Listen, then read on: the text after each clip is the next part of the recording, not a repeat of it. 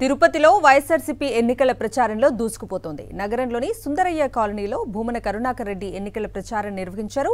గడప గడపకు వెళ్లి ప్రచారం నిర్వహించిన భూమనకు మహిళలు హారతులు ఇస్తూ స్వాగతం పలికారు. రాష్ట్రంలో జగన్ ప్రభంజనం వీస్తోందని, పేదల పక్షాన నిలబడ్డ సీఎం జగన్ ను మరోసారి ఎన్నుకునేందుకు ప్రజలంతా సిద్ధంగా ఉన్నారని భూమన అన్నారు.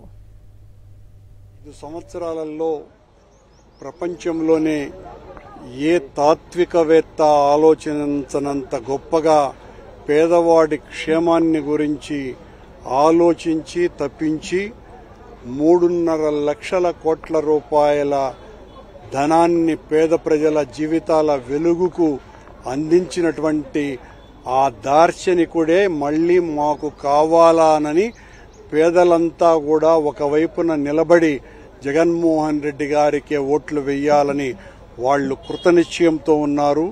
పేదలను వ్యతిరేకించేటువంటి పెత్తందారులంతా కూడా ఖచ్చితంగా ఈ పేదోళ్లను ఓడించాలా, వీళ్లను ఓడించి అదిమి పట్టాలి అంటే జగన్మోహన్ రెడ్డికి వ్యతిరేకంగా నిలబడాలనేటువంటి కుటిల ప్రయత్నమంతా కూడా ఒక కూటమిగా ఏర్పడ్డ ఈ కూటమి దూది పింజల్లాగా మే 13వ తారీఖున ఎగిరిపోతుంది.